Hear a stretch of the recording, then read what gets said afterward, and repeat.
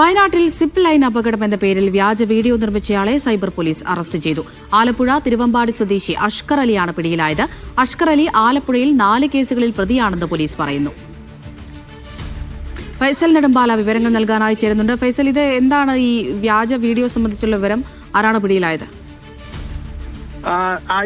രണ്ടാഴ്ച മുമ്പാണ് വയനാട്ടിൽ സിപ്പ് ലൈൻ അപകടം എന്ന പേരിൽ ഒരു വീഡിയോ പ്രചരിപ്പിച്ചത്. സമൂഹ മാധ്യമങ്ങളിൽ ഉൾപ്പെടെ അത് വലിയ വൈറലാവുകയും ചെയ്യുന്നു. അതായത് ഒരു സിപ്പ് ലൈനിൽ, വയനാട്ടിലാണെന്ന് പറഞ്ഞുകൊണ്ട് ഒരു സിപ്പ് ലൈനിൽ പെട്ടെന്ന് സിപ്പ് ലൈൻ പൊട്ടി ഒരു യുവതി താഴേക്ക് വീഴുന്ന ഒരു ദൃശ്യമായിരുന്നു ആ ഒരു വീഡിയോയിൽ ഉണ്ടായിരുന്നത്. എന്നാൽ ആ വീഡിയോ വ്യാജമാണെന്ന് കണ്ടെത്തിയതിനെ തുടർന്ന് വയനാട് സൈബർ പോലീസ് കേസെടുക്കുകയും അന്വേഷണം ആരംഭിക്കുകയും ചെയ്തു. Wayanad cyber police S HO Shaju ജോസഫിന്റെ നേതൃത്വത്തിലുള്ള സംഘമാണ് ഈ ഒരു പ്രതിയെ അറസ്റ്റ് ചെയ്തത്.